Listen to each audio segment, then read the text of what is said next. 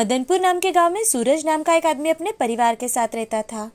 सूरज को मदन नाम का एक बेटा था जो कि बहुत ही आलसी और निकम्मा इंसान था। वो हर रोज खेतों में जाता और आराम से सो जाता। अगर कोई उससे कुछ पूछे तो वो जवाब भी नहीं देता था। तो एक दिन सूरज अपनी पत्नी से, भूमि, हमारा बेटा दिन ब दिन बहुत ही आलसी और निकम्मा होता जा रहा है। पता नहीं कब सुधरेगा। हाँ जी, मुझे भी उसकी बड़ी चिंता लगी रहती है। अब एक दिन उनके घर में सूरज का बड़ा भाई रघुवीर आता है और सूरज से, सूरज, कैसे हो भाई? अच्छा हो भाई साहब, आप कैसे हो और कैसे आना किया? सूरज, तू तो जानता है कि मेरा बेटा शहर में जॉब पर लग चुका है और अब मुझे कोई काम भी नहीं होता। तो मैं सोच रहा था कि क्यों ना अपनी भैंस को बेच दूं। अगर तुम्हारी नजर में कोई ऐसा हो जो भैंस खरीदना चाहता हो तो मुझे बताना। जी जरूर भाई साहब। रघुवीर के वहां से जाते ही सूरज मन ही मन, क्यों ना भाई साहब से मैं ही भैंस खरीद लूं ताकि मेरा निकम्मा बेटा कुछ कर सके। सूरज अपने मन की बात भूमि को बताता है और रघुवीर से उसकी भैंस को खरीद लेता है। सूरज के बार बार बोलने पर मदन भैंस का दूध निकालकर शाम के समय गांव में ही बेचने लगा। साथ ही मयूर नाम के एक इंसान के गांव के बाहर हाईवे पर चाय की दुकान थी जहां मदन सुबह दूध बेचकर आता था। लोग भी उसके भैंस के दूध की प्रशंसा करते। अब धीरे धीरे उसके पास पैसे आने लगे तो उसके मन में लालच आने लगा। एक दिन वो मन ही मन, क्यों ना मैं दूध में थोड़ा पानी डाल दूं ताकि मुझे और पैसे मिल सके। दूसरे ही दिन से मदन दूध में पानी डालने लगा। अब वो हाईवे पर 2-3 ढाबों पर दूध बेचने लगा। महीना 2 महीना गुजर जाने के बाद मदन अपने दूध में पानी की मात्रा को बढ़ाने लगा। तो एक दिन गांव की एक औरत, मदन भैया, आजकल आप कुछ दूध अच्छा नहीं देते। क्या बात है? कहीं आप दूध में पानी तो नहीं मिलाने लगे? अरे नहीं भाभी जी, ऐसी कोई बात नहीं है। किसी और की तो कोई कंप्लेंट नहीं आई। अब मदन ने कुछ और ज्यादा भैंस खरीद ली, लेकिन उसमें दूध कम, पानी ज्यादा होता था। दिन ब दिन उसका लालच इतना ज्यादा बढ़ गया कि उसने किसी की शिकायत ना आए इसीलिए दूध में मिलावट करना शुरू कर दिया ताकि दूध पर आने वाली मलाई अच्छी आए और लोग मदन जो भाव बोले वो दे सके। अब धीरे धीरे लोग बीमार पड़ने लगे और बीमारी का कारण डॉक्टर ने दूध बताया। तो सरपंच जी, मदन, मदन, जी कहिए सरपंच जी। मदन, आखिर तुम दूध में ऐसा क्या मिलाते हो कि गांव में सभी लोग बीमार पड़ रहे हैं? सरपंच जी, ये क्या बात कर रहे हैं आप? पानी से भी तो लोग बीमार पड़ सकते हैं। मेरे दूध में तो कोई मिलावट नहीं है। जैसे ही मदन ने मिलावट शब्द का इस्तेमाल किया कि तभी सरपंच जी मन ही मन, अरे ये मदन मिलावट का नाम ले रहा है। मैंने तो कुछ ऐसा कहा ही नहीं। कहीं ये मिलावट तो नहीं कर रहा अपने दूध में? अब जैसे ही मदन गांव में घर घर जाकर दूध डालकर घर आता है तो सरपंच जी वो सारा दूध इकट्ठा कर शहर में टेस्ट के लिए भेज देते हैं। 2-3 दिनों से सरपंच जी सिर्फ और सिर्फ उसी पर नजर रखे हुए थे, लेकिन मदन को ये बात पता ही नहीं थी। वो सुबह उठता, भैंस का दूध निकालता और उसमें मिलावट कर पानी मिला देता और गांव में घर घर जाकर बेच आता और आराम से अपने खेतों में सो जाता था। अब जैसे ही शहर से दूध टेस्ट का रिजल्ट आया तो सरपंच जी कुछ करे उससे पहले ही गांव में पुलिस आ जाती है और मदन के खेत में जो घर था वहां जाकर उससे, मदन, मदन, क्या क्या बात है सर? और आप मदन को क्यों आवाज लगा रहे हो? आपके बेटे ने दूध में की मिलावट के कारण एक की मौत होते होते वो बच गया। उसे हमारे साथ चलना ही होगा। पुलिस की बात सुनते ही मदन वहां से भागने की कोशिश करता है, लेकिन पुलिस वाले उसे पकड़ ही लेते हैं और गांव वाले उसकी अच्छे से पिटाई करते हैं। इस कहानी से हमें ये सीख मिलती है कि लालच करना अपने आप के पैर पर कुल्हाड़ी मार लेना होता है। बहुत समय पहले की बात है। सुमन अपनी माँ पिता के साथ रहती थी। सुमन के माँ पिता गांव में कोई भी समारोह हो या शादी, वहाँ आचार्य के हाथों के नीचे काम करते और अपना और अपनी बेटी का पेट पालते थे। लेकिन कई दिनों से उन दोनों की तबीयत कुछ खराब रहने लगी थी। तब सुमन अपनी 12वीं कक्षा की पढ़ाई पूरी कर रही थी। उसकी परीक्षा होते ही सुमन के माँ की पैसे की कमी के कारण मृत्यु हो जाती है। सुमन अपने पिता के साथ मिलकर अपनी माँ का अंतिम संस्कार कर देती है। अब वो बहुत रोती है। तो सुमन के पिता सुमन से, सुमन, मेरी बच्ची, रो मत बेटी, संभाल अपने आप को। तू तो जानती है कि मेरी तबीयत भी कुछ ठीक नहीं रहती। न जाने भगवान का बुलावा कब आ जाए बेटा। नहीं पिताजी, आप ऐसे क्यों बातें कर रहे हो? मुझे आपकी बहुत जरूरत है। पिताजी, आप मुझे प्रॉमिस कीजिए कि चाहे जो भी हो जाए आप मुझे छोड़कर कभी नहीं जाएंगे पिताजी। हाँ बेटा, संभालो अपने आप को।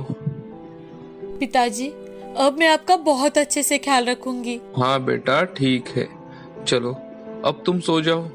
अब सुमन और उसके पिता सो जाते हैं। कुछ दिन ऐसे ही बीत जाते हैं। सुमन काम ढूंढने की कोशिश कर रही थी, लेकिन उसे कहीं पर भी कोई काम नहीं मिल रहा था। उसी दौरान सुमन की दोस्त मीरा, जो बहुत ही अमीर घर की लड़की थी, जो हमेशा सुमन की मदद कर दिया करती थी। सुमन की मदद करना मीरा के पिता को बिल्कुल भी पसंद नहीं था। एक दिन सुमन मीरा के घर जाती है तो उसे देख मीरा के पिता, मीरा, देखो आ गई तुम्हारी भिखारी दोस्त। कितनी बार कहा है तुम्हें कि ऐसे लोगों के मुंह मत लगा करो, लेकिन तूने तो पूरे जमाने का ठेका लेके रखा है ना। मीरा के पिता की बातें सुनकर सुमन के मन को बहुत ठेस पहुंचती है, लेकिन वो कुछ कहे बिना ही वहां से चली जाती है। तो मीरा उसे आवाज लगाने लगती है, सुमन, सुमन सुन तो। मीरा दीदी, मैं चलती हूँ, बाबा मेरी राह देख रहे होंगे। देखा देखा मीरा, तूने कैसी अकड़ होती है इन गरीब लोगों में। तुम चाहे जितना भी इनकी मदद करो, इनकी अकड़ अकड़ ही रहेगी। पिताजी, आप किसी से ऐसे कैसे बात कर सकते हो? कितना दुख पहुंचा होगा उसे। हाँ हाँ, पता है, तुझे तो सिर्फ दूसरे लोगों की ही कदर है, अपने माँ बाप की नहीं।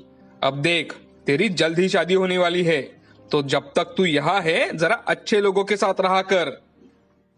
अब मीरा के पिता सुमन के घर जाते हैं और वहां जाकर सुमन के पिता से, देख रघु, तेरी बेटी मेरी बेटी से बराबरी करना चाहती है। उसे बोल देना, चाहे जो हो, आज के बाद मेरी बेटी मीरा के साथ नहीं दिखनी चाहिए। अपनी औकात में रहना सीख। मीरा सुमन से 5 साल बड़ी थी, लेकिन फिर भी वो अच्छी दोस्त थी। क्योंकि एक बार की बात है, जब मीरा कॉलेज जा रही थी तो कुछ लड़के उसे छेड़ रहे थे। तो ये देख सुमन ने मीरा से छोटी होकर भी उन सबको अच्छा खासा सबक सिखाया था, और उस दिन से किसी ने भी मीरा को परेशान नहीं किया था। उसी दिन से मीरा और सुमन एक दूसरे के पक्के दोस्त बन चुके थे। मीरा हमेशा सुमन को पैसे देकर उसकी मदद करती थी, और सुमन भी गांव में जो भी काम मिले वो सारे काम करती। लेकिन रघु की दवाइयों के लिए सुमन को मीरा से पैसे लेने ही पड़ते थे। अब मीरा की मंगनी थी, जिसमें मीरा ने सुमन को भी बुलाया था। उसे देख मीरा के पिता सुमन से, तुझे कहा था ना मैंने कि अपना यहाँ मुंह मत दिखाना। सुबह सुबह आकर सारा मूड खराब कर दिया। गरीब की औलाद कहीं की, खुद की तो कोई इज्जत नहीं होती तुम्हारी, हमारी भी इज्जत के साथ खिलवाड़ करना चाहती हो। नहीं नहीं नहीं चाचा जी, ऐसे तो। सुमन बोल ही रही थी कि तभी मीरा की माँ बहुत परेशान अवस्था में वहां जाती है और मीरा के पिता से, अजय सुनिए, यहाँ तो आइए जरा। देखिए ना, ये आचार्य अभी तक नहीं आया। मीरा के ससुराल वाले कभी भी पहुंचते होंगे यहाँ। क्या करे? क्या कह रही हो तुम? अभी तक खाने की कोई तैयारी नहीं हुई? नहीं, खाना बनाने वाला ही नहीं आया तो कैसे बनेगा? कुछ भी नहीं बना है अभी तक। मीरा के पिता तुरंत ही आचार्य को कॉल करते हैं, तो उन्हें पता चलता है कि आचार्य की बेटी की तबीयत अचानक से खराब हो चुकी है और उसी कारण उसे शहर में अस्पताल में लेकर जाना पड़ा। ये बात सुनते ही मीरा के पिता, देखो रखुमा, अब तो आचार्य नहीं आ सकता। अब घर की औरतें मिलकर ही सभी लोगों का खाना बनाना होगा। सगाई में कम से कम 500 लोग होंगे। लेकिन कैसे? अब तो सभी औरतें तैयार हो चुकी है और हमारे घर के नौकरों को भी इतना ज्यादा खाना बनाने का कोई अंदाजा नहीं होगा। मुझे कुछ समझ में नहीं आ रहा। आज तो सारे नौकरों को भी उनके उनके काम बांट दिए गए हैं। पता नहीं क्या होगा, हमारी बेइज्जती ना हो जाए। रकुमा परेशान होकर बोले जा रही थी और सुमन वहीं पर खड़ी देख रही थी। उसने उन दोनों की सारी बातें सुन ली तो सुमन, चाची, क्या मैं आपकी कोई मदद कर सकती हूँ? तुम मेरी क्या मदद करोगी? तुम तो एक छोटी बच्ची हो। चाची, हम दोनों मिलकर खाना बनाना शुरू कर ही सकते हैं ना? तुम अपनी औकात में रहकर बातें किया करो। ये मेरी पत्नी है, इस गांव की शेठानी, और तुम इससे काम करवाना चाहती हो? ठीक है, चलो सुमन, मैं तुम्हारी कुछ मदद कर देती हूँ। चाची, आप बिल्कुल टेंशन मत लो, लेकिन सिर्फ रोटियां और पूरियां बनाने के लिए कोई हो तो। अरे देखा तुमने, ये मुझे पता है, ये कुछ काम की नहीं है। मैं देखता हूँ अगर कोई मिलता है तो। चाची, आप भी तैयार होने के लिए चली जाइए, मैं सब संभाल लूंगी। लेकिन तुम अकेली कैसे बेटा? चाची, आप मुझ पर भरोसा रखिए, यकीन कीजिए मेरे माँ पिताजी यही तो काम करते थे, बचपन से देखती आ रही हूँ। अब सुमन बाहर जहाँ खाना बनने वाला था वहाँ चली जाती है और खाना बनाने की शुरुआत करती है। दूसरी ओर मीरा के पिता कॉल कर हर ढाबे वाले को, होटल वाले को पूछ रहे थे, लेकिन हर कोई जल्दी चाहिए तो ना बोल रहा था। और दूसरी ओर सुमन गांव की कुछ औरतों को अपने साथ लेकर जल्दी जल्दी खाना बनाती है और एक थाली में सजाकर रकुमा के पास आती है। रकुमा, कोई खाने वाला या होटल वाला इतनी क्वांटिटी में खाना देने के लिए तैयार ही नहीं है। अब सारे मेहमानों के सामने हमारी नाक कट जाएगी रकुमा। सारे मेहमान आ चुके हैं, अब क्या करें? चाचा जी, अरे तू तो मेरा सिरदर्द है, सिरदर्द। मैं यहाँ टेंशन में हूँ और तुम मुझे बार बार परेशान किए जा रही हो। रकुमा, इसे पहले यहाँ से बाहर निकालो, वरना न जाने मेरे हाथ से क्या हो जाए। गरीब घर की औलाद ये ऐसी चिटिया होती है कि गुड़ खत्म हो जाए फिर भी उस जगह को नहीं छोड़ेगी। सुमन को बहुत बुरा लगता है, उसकी आंखों से आंसू आने लगते हैं। तभी रोते रोते सुमन, चाचा जी, वो खाना बन चुका है, अगर एक बार चाची इसे चख कर देख लेती तो अच्छा होता, इसीलिए मैं इसे लेकर यहाँ आई थी।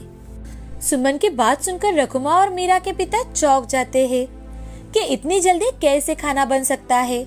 तभी मीरा के चाचा जी वहां आ जाते हैं और मीरा के पिता से, अरे भैया जल्दी चलिए, वो लोग आ चुके हैं। मीरा के माँ पिताजी जल्दबाजी में ही मेहमानों का स्वागत करने के लिए चले जाते हैं, लेकिन सुमन इतनी बेइज्जती के बाद भी अपनी दोस्ती निभाने की पूरी कोशिश कर रही थी। मंगनी की सारी रस्में पूरी होते ही सारे मेहमान खाना खाने बैठ जाते हैं, तो वो उंगलियां चाटते रह जाते हैं। तभी मीरा के होने वाले ससुर मीरा के पिता से, वाह समधी जी वाह, क्या खाना बनवाया है आपने आज। अरे आज तक ऐसा खाना मैंने कभी नहीं खाया। और हाँ, शादी में भी आप ऐसा ही स्वादिष्ट खाना बनवाना, एकदम बढ़िया। अपने समधी की ये बातें सुनकर मीरा के पिता को बहुत अच्छा लगता है, साथ ही उन्हें अपने आप पर शर्म भी आ जाती है। वो तुरंत ही सुमन से मिलने जाते हैं, तो सुमन मेहमानों के लिए गर्मा गर्म पूरियां बना रही थी। उसके पास जाकर मीरा के पिता हाथ जोड़कर, सुमन बेटी, मुझे माफ कर दो बेटी, आज तुमने हमारी इज्जत बचा ली। मैंने न जाने तुम्हें क्या क्या कहा, लेकिन फिर भी तुमने हमारी मदद की। मैं बहुत शर्मिंदा हूँ बेटी, मुझे माफ कर दो। अरे नहीं नहीं चाचा जी, ये तो मेरा फर्ज था। अगर मेरी दोस्त की मंगनी है तो वो तो धूमधाम से ही होनी चाहिए। सुमन बेटी, आज तक मैंने तुम्हें जो भी कहा एक बुरा सपना समझकर भूल जाना बेटी। आज के बाद तुम्हारी सारी जिम्मेदारियां मेरी होगी। थैंक यू चाचा जी, लेकिन अगर आप मुझे कोई छोटा मोटा काम दिलवा दे तो मुझे बहुत अच्छा लगेगा। कम से कम मैं अपने पैरों पर खड़ी रहकर अपने पिता का अच्छे से ख्याल रख पाऊंगी। और जरूर बेटी जरूर। अब तो सारे गांव में जहाँ भी शादी हो, सगाई हो, लोग तुमसे ही खाना बनवाएंगे, देख लेना। क्योंकि आज तुमने इतना स्वादिष्ट और टेस्टी खाना बनाया था कि हर कोई उंगलियां चाट चाट कर खा रहा था। आज के बाद जब भी तुम्हें किसी भी चीज की जरूरत हो, तुम बेझिझक मुझसे कह सकती हो। उस दिन से सुमन गांव के हर एक समारोह में खाना बनाने के ऑर्डर्स लेने लगी। इतना ही नहीं, अपने पिता का ख्याल रखते रखते उसने अपनी आगे की पढ़ाई भी शुरू की। कुछ ही दिनों में उसके पिता की तबीयत भी ठीक हो जाती है और वो भी उसके काम में मदद करने लगे। उसने कुछ ही सालों में अपना होटल मैनेजमेंट का कोर्स पूरा किया और खुद का शहर में एक बहुत बड़ा होटल शुरू किया, जिसमें मैरिज हॉल की भी व्यवस्था की। कई सारे लोगों को उसने काम पर रखा। अब वो गांव की एक प्रतिष्ठित व्यक्ति बन चुकी है। इस कहानी से हमें ये सीख मिलती है कि परिस्थिति चाहे जो भी हो, लेकिन अगर अच्छे संस्कार हो तो कोई भी गरीब अपने आप को एक ऊंचे शिखर पर ले जा सकता है।